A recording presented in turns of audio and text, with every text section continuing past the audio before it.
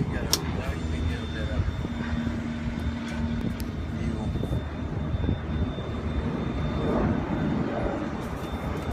So this is the pitman arm connected to the drag link, connected to the upper steering arm,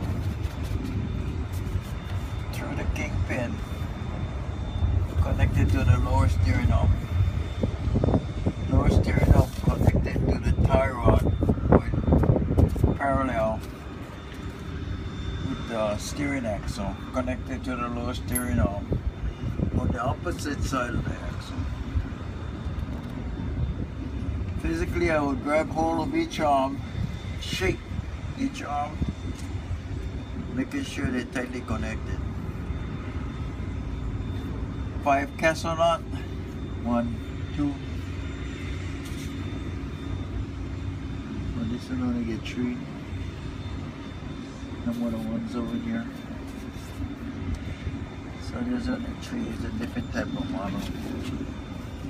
3 castle knots lock in place with 3 cotter pins. Then I bent then twist crack ball joints 1, 2, and the other ball joint on the bottom. They're properly greased. Then I bent then twist crack, not touching the suspension or inside of the wheel.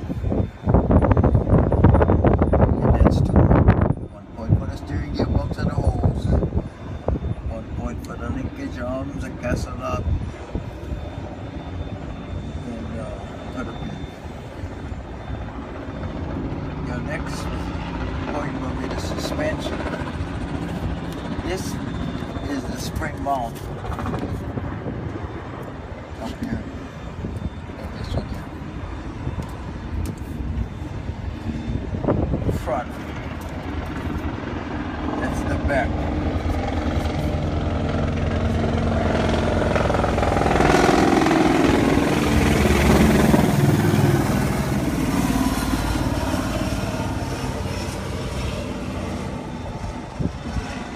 So you got to check the front and back spring mount. All nuts and bolts are present. They're bolted to the frame, front and back. Then I bent then twist crack. We check the front spring hanger. The nut and bolt present. They tightly mount the bushing to the hanger and to the spring eye. Then I bent then twist and crack. The bushing not worn, properly greased. On the back hanger we get shackle. 2 shackle plates, front and back. The top bushing, nothing but present, bolted to the hanger. The bottom bushing, nothing but present, bolted to the spring eye. And I bent and twist crack, properly greased, and then I worn. Now the leaf springs right here, there's 3 leaves. They're present. Then I bent then twist crack, then I'm shifting. This is the shifting strap. The nut and bolt present. Shifting strap tightly mounted to the leaf spring. Then bent twist crack. For securement we got 2 U-bolts. They go right through the axle.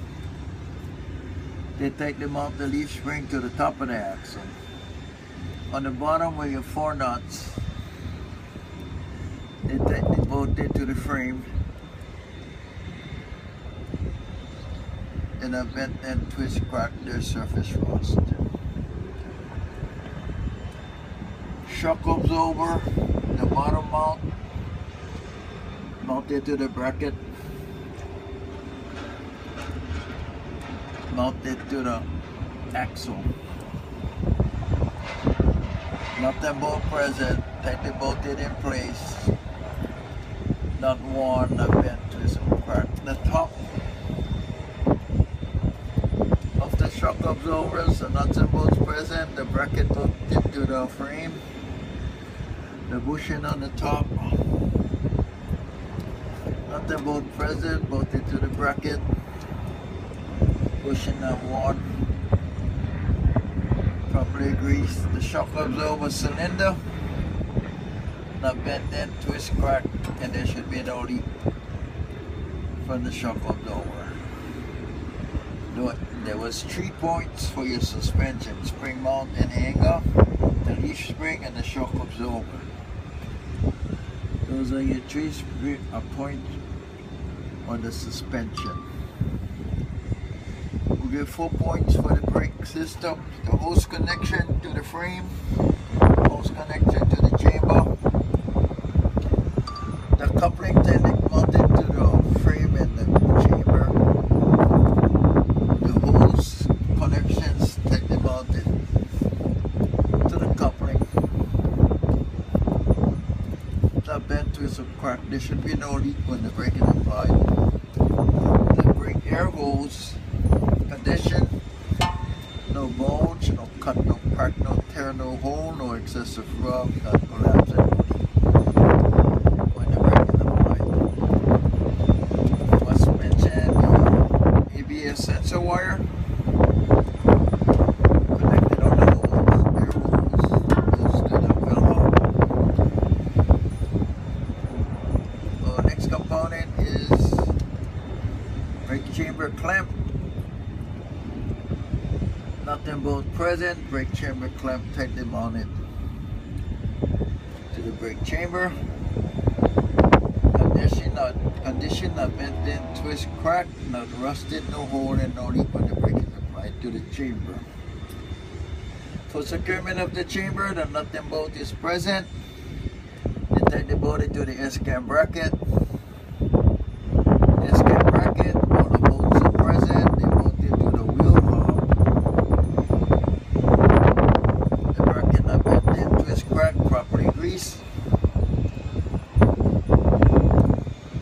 The wheel not cracked. Then the push rod coming out of the brake chamber connected to the slack adjuster arm. The push rod not bent or twist, not cracked.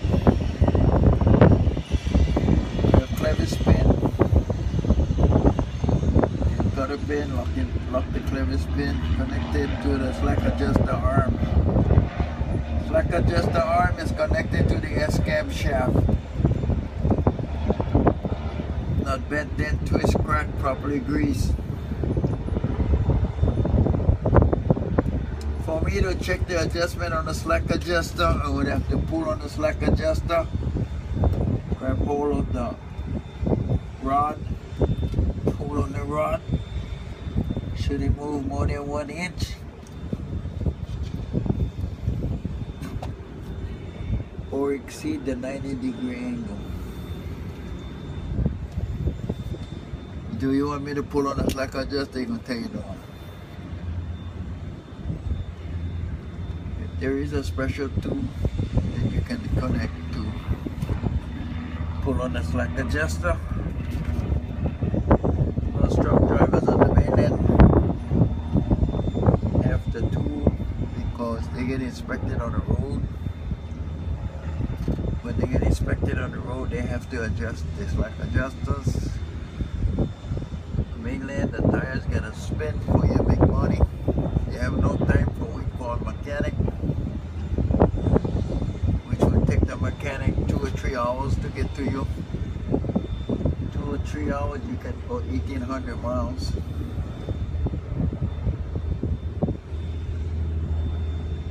So they teach you how to adjust slack adjuster. This is an automatic slack adjuster. This is the one to mop on the road out there. You go and slam on the brake so hard, and it'll click, click, click.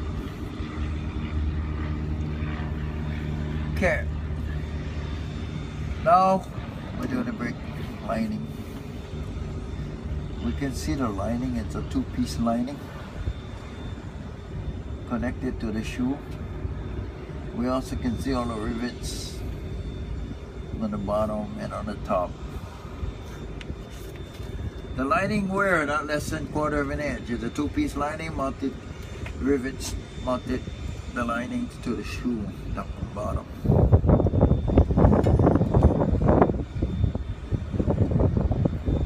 There should be no rivets exposed to indicate metal shaving. There should be no oil or grease saturated on the brake lining. The brake shoe, top and bottom, is tightly bolted in place, did not bend and twist and crack. No missing parts from the brake assembly.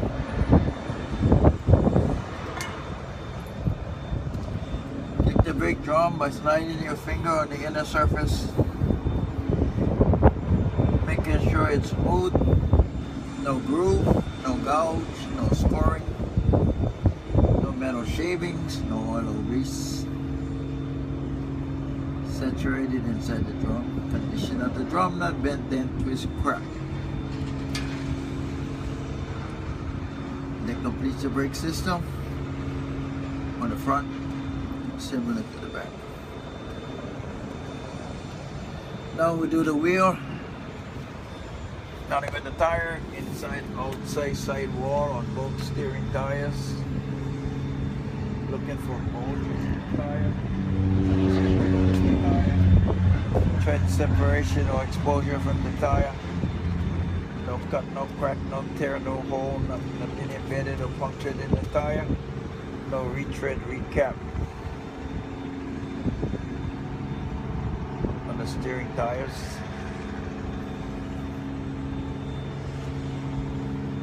No leak from the tire.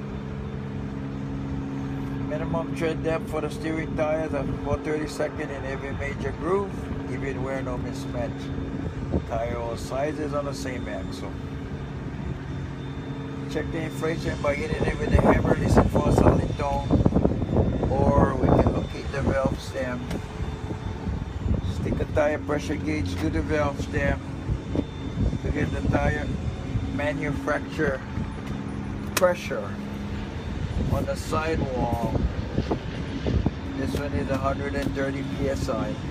The other truck might be 120. Valve stem not bent, dent, twist, or crack it. No steel rim condition, not bent, dent, twist, crack, not rusted, no well repairs, no crack in the lug nut holes caused by over tightening, no oblong lug nut holes caused by loose lug nut, no rust streak indicate that particular lug nut is loose. All the lug nuts are present, then you monitor the wheel hub. Not bent, dent, twist, crack, treads are not damaged. Oil bent cup. All the bolts are present. Oil bent cup bolted to the steering axle.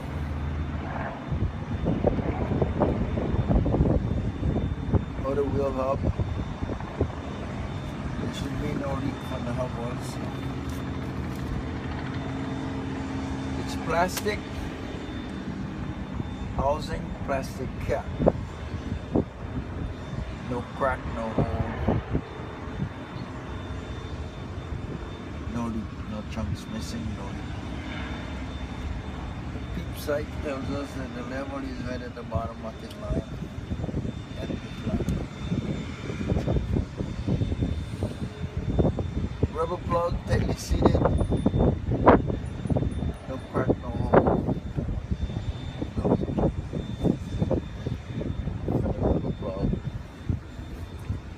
That completes